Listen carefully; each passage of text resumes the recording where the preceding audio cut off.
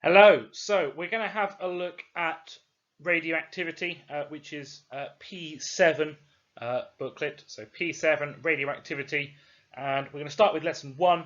We're going to go through the stuff. Now you might have to bear with me a bit, because some of it does get a bit confusing and comes a little bit out of order. We won't quite get onto everything yet, but over the next 4 or so lessons you will come to grips with understanding radioactivity.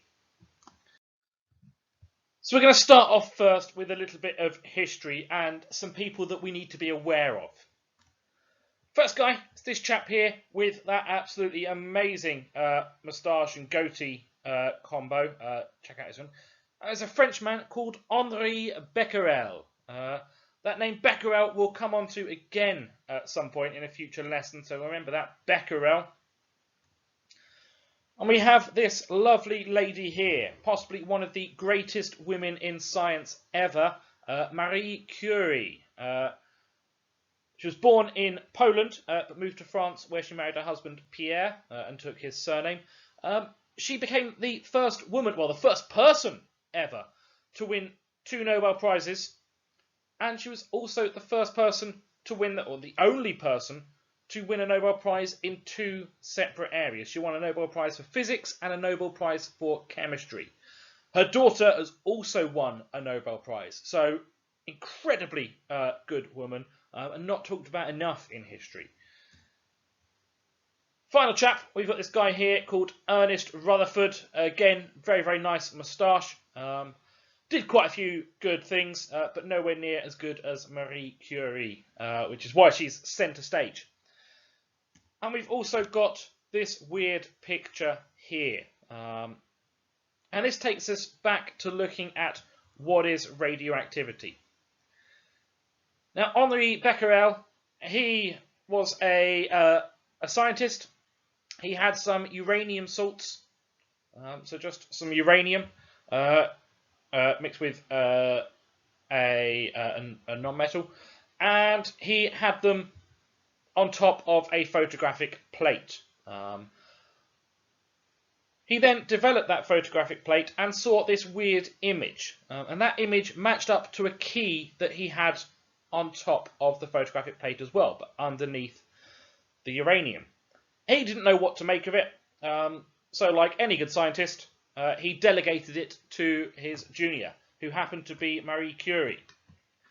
And she went away and she researched it, and she looked at the uranium, and she determined that the uranium was radioactive. Now you might have heard of the term radioactive before. You might have seen the symbol on that front on the first page. But this was the first time anyone had ever come across it. She was the first person to coin that term, and she discovered a whole series of elements that were radioactive. First one being uranium. She then discovered another one that she called polonium, and she named it polonium, named after her native country of Poland. And she was incredibly gifted and talented, and worked incredibly hard. I mean, this guy at the end, Ernest Rutherford, he was from New Zealand, but lived and worked in the UK, up in Cambridge and then Manchester as well. And he did some research into different types of radiation that was only possible because of Marie Curie's discoveries. So, radioactivity, what is it? So, going back to looking at a bit of chemistry now. I know we're doing physics, but we're going to look at chemistry. We've got atoms, and they contain protons, neutrons, and electrons. The protons and neutrons are in the nucleus, and the electrons are orbiting the nucleus.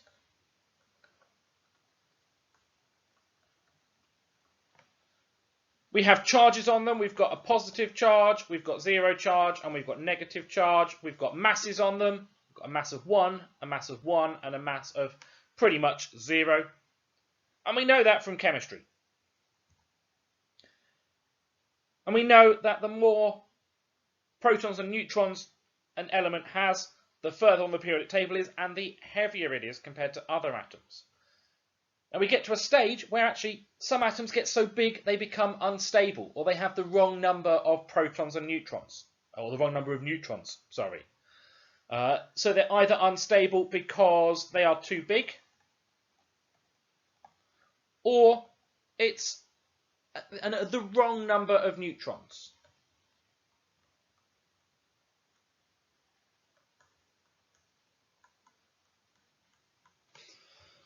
We've got the wrong number of neutrons. Now you might remember in chemistry we looked at isotopes before, so back in year 9 when you start doing chemistry, you look at C1, we look at isotopes, and they are versions of an atom that have a different number of neutrons. So they have a different mass number, but they are generally unstable, so they emit radiation. They emit radiation to become stable. And that radiation is our radioactivity. And we've got 3 types of radiation. We've got alpha radiation. Symbolise that with the Greek letter alpha. Greek letter alpha, it's first letter of the Greek alphabet, it stands for A. We have beta radiation. We write that with the Greek letter beta, which stands for B. And then we have gamma radiation. Gamma, we write the Greek letter gamma, looks a bit like a Y. That is effectively a C. So we have A, B or C, but we call them alpha, beta or gamma just to be a bit pedantic and make ourselves sound good. That's what scientists like doing. We like sounding good and clever. Now these 3 types of different radiation are all slightly different, but they all come from the nucleus, that unstable nucleus. Now an alpha particle is 2 protons and 2 neutrons. And we call that, or that is also known as a helium nucleus. So it's the same as the nucleus of a helium atom. We have beta, which is a high-speed electron.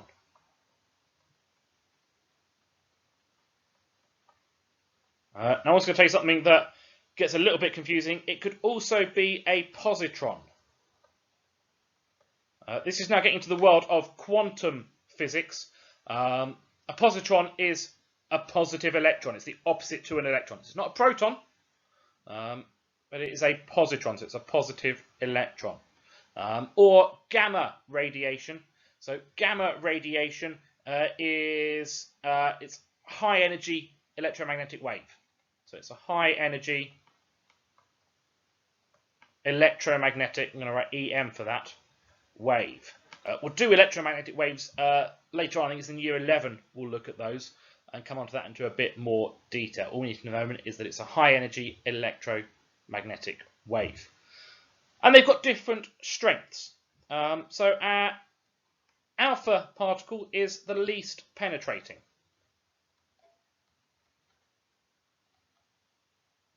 In some ways it's the most dangerous, but it can't get very far. If you had something that was radioactive and you put a sheet of paper around it, it wouldn't get past the piece of paper. Very, very unpenetrating.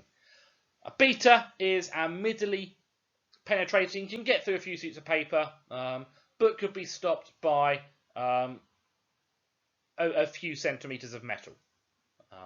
And gamma is our most penetrating.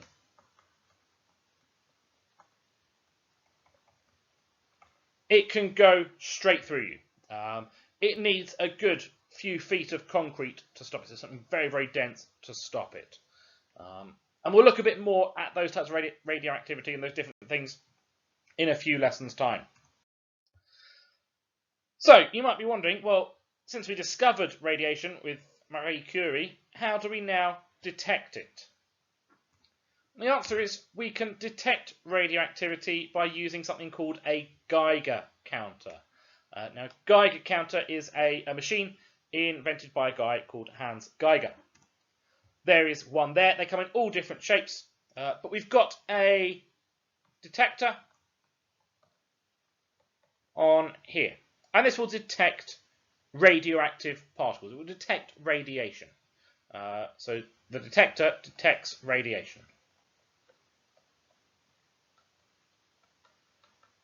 When it does, when we turn it on, it will start clicking. Just like that. And wherever we turn it on, it will always be clicking. And it will click randomly. And the reason why it's clicking randomly is because we've always got some background radiation. There's always something that is radioactive around, and it's emitting that radiation. And that radiation either comes from space, so we can call it cosmic radiation, or it comes from Earth, so rocks. Anyone's ever been to Devon, particularly Dartmouth, it is very radioactive there. There's some rocks there that are incredibly radioactive. So people living in Dartmouth and in that area have their own little Geiger counters or Geiger counter things to detect how much radiation they're being exposed to, because it could potentially be a bit risky. Now, if we take a radioactive source close to a Geiger counter, it records more activity. And it does that by clicking more. So we see more clicks. If we take the radioactivity source away, we get less clicks happening.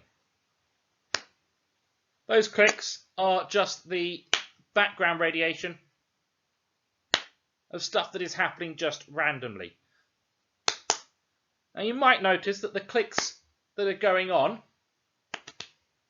there's no particular pattern to them. You can't predict when the next one's going to be. Sure, if you listen now and say, right, I know when it's going to be now, you'd find out you'd be wrong. It could be now. No, it's not now. Oh, it could be. There's one there. It is completely random. And that noise is that clicking sound when we know that it's happening.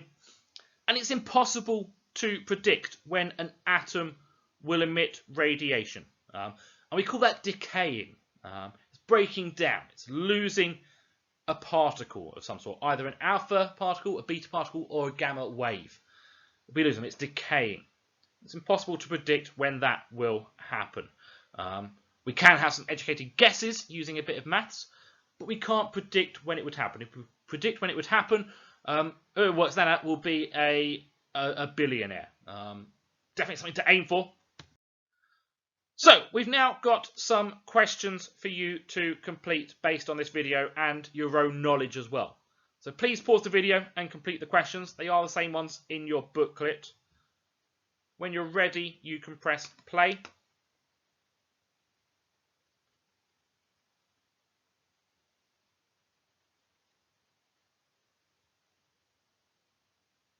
So you should now only be watching if you've answered all of these questions. I'm going to show you the answers for you to mark yourself.